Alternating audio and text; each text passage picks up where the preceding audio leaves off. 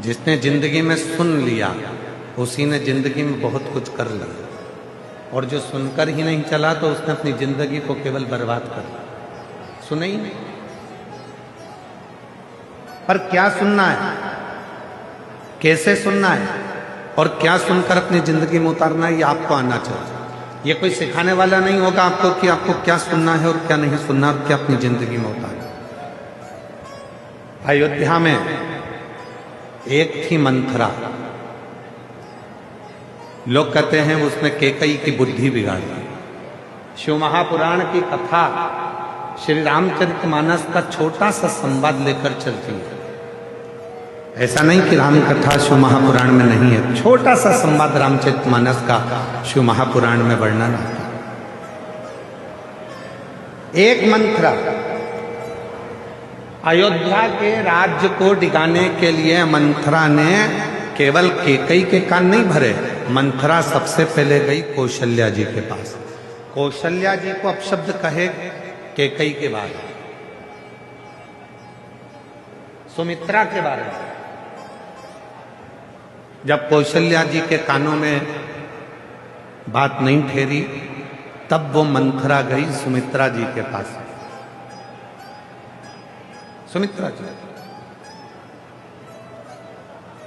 सुमित्रा जी ने भी उसकी बात नहीं मानी।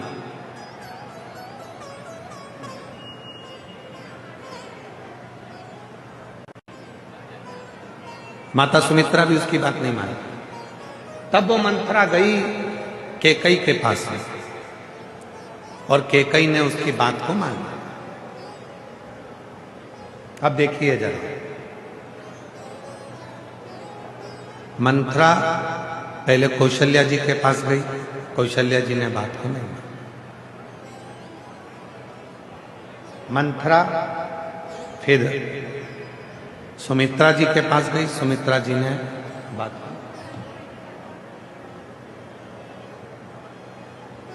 फिर मंथरा गई कैकेयी के पास और कैकेयी ने बात को मान लिया। और इसके बाद भी मंथरा गई। ऐसा नहीं कि मंथरा कैकेयी के बाद कहीं नहीं गई। मंथरा गई जब भरत जी अपने नाना के घर से आए तो मंथरा उनके पास भी गई। और जो भरत जी के पास जाकर मंथरा ने बोलना चालू करा तो भरत जी को गुस्सा आया और मंथरा को उठाकर पटक दिया। उसने नहीं सुना, भरत जी ने भी नहीं सुनी, कौशल्या जी ने भी नहीं सुनी, सुमित्रा जी ने भी नहीं सुनी। सुनी तो केवल एक ने सुनी, वो कैकेयी ने सुनी। उस मंथरा ने कौशल्या जी के माध्यम से घर को तोड़ना चाहा। उस मंथरा ने सुमित्रा जी के माध्यम से घर को तोड़ना चाहा। उस मंथरा ने देख लिया कि जब कहीं काम नहीं चला तो कैकेयी के पास भी गई। वहां जाकर कान भरे, वहां जाकर थोड़ा सा कानों में जहर घोला और उसने घर को तोड़ दिया। शिव पुराण कहती है एक मंथरा वो घूमती ही रहती है। ऐसा नहीं है कि भीलवाड़ा में नहीं आए। एक मंथरा है वो घूमती रहती है, वो भीलवाड़ा भी आएगी। तुम्हारे घर में जितने सदस्य हैं, तुम्हारी सास है तो उसके पास भी जाएगी, जेठानी है तो उसके पास भी जाएगी, देवरानी है तो उसके पास भी जाएगी, और वो मंथरा तुम्हारे पास भी आएगी। अब मंथरा ये देखती है कि किसके माँ बाप के संस्कार कैसे हैं। कौशल्या जी के माता पिता के संस्कार समझ में आए, सुमित्रा जी के माता पिता के संस्कार समझ में आए और कैकेयी जी के माता पिता के संस्कार सामने आए। वो मंथरा आई।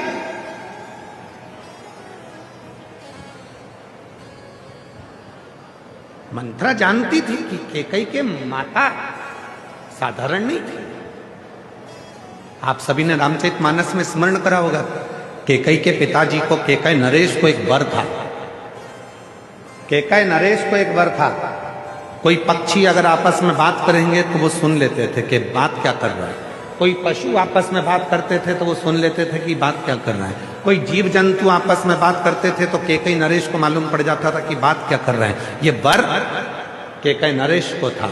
और कैकेयी नरेश को वर के साथ में एक और वचन था, कैकेयी नरेश तुम पक्षियों की बात सुन लोगे, तुम पशुओं की बात सुन लोगे, तुम जीव जंतु की बात सुन लोगे, पर तुमने अगर किसी को बता दिया कि ये पक्षी आपस में क्या बात कर रहे हैं, उसी दिन तुम्हारे प्राण छूट जाओ, उस दिन तुम मर जाओगे, तुम्हारे प्राण चले जाएंगे। कैकेयी नरेश ने वचन दे दिया कि मैं इस बात को किसी को नहीं बताऊंगा। कैकेयी नरेश आराम से रहने लगे। समय बीत गया।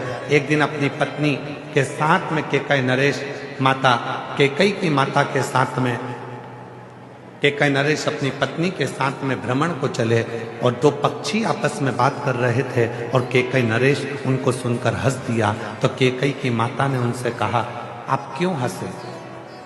पति ने कहा, ये दोनों पक्षियों की बात सुनकर हंसा। तुम बात जानते हो? हाँ।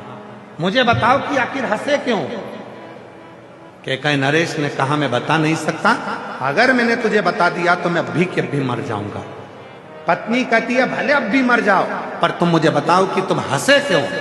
क्या बात करी पक्षियों ने? तो कैकेयी नरेश ने बहुत समझाया अपनी पत्नी को कि मैं बताऊंगा और मर जाऊंगा, पर कैकेयी नरेश की पत्नी ने जिद पकड़ ली कि भले मर जाओ पर तुम मुझे बताओ।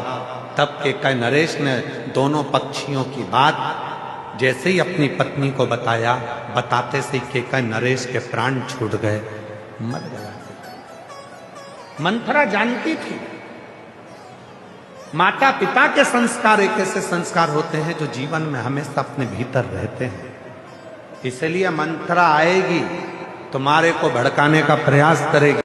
बहू तुम्हारी गलत है, सास तुम्हारी गलत है, बेटा ऐसा है, बड़े बेटे ने ऐसा कर दिया, छोटे बेटे ने ऐसा कर दिया, उसने वैसा कर दिया, उसने वैसा कर दिया। ये मंथरा धीरे धीरे धीरे धीरे स्लो पॉइजन तुम्हारे कानों में देना प्रारंभ करेगी। और याद रखना, ये तुमने जो अगर मंथरा की बात को सुन लिया तो तुम्हारा घर टूट गया, फिर वो घर संभल नहीं पाया, फिर टूट कर ही रहता, टूट ही। अब कई लोग कहते हैं, गुरुजी मान लो कोई ने अगर हमारे कानों में आकर कुछ कह दिया और हमने सुन लिया और सुनकर हमारा घर टूट गया, तो उस घर को वापिस जोड़ना है तो क्या करना पड़ेगा? तो कितनी सुंदर बात कही है, लोहे को काटने के लिए लोहे का प्रयोग करना पड़ता, रोग को मिटाने के लिए दवाइयों का प्रयोग करना पड़ता। उसी तरह अगर तुम्हारा घर दूसरों के सुनने से बिगड़ा है तो तुम्हारा घर शिव महापुराण की कथा सुनने से सुधरना प्रारंभ हो जाए। सुनने से बिगड़ा, यदि घर सुनने से बिगड़ा है तो सुनने से ही सुधरेगा। दूसरे का कहना सुना, घर बिगड़ा।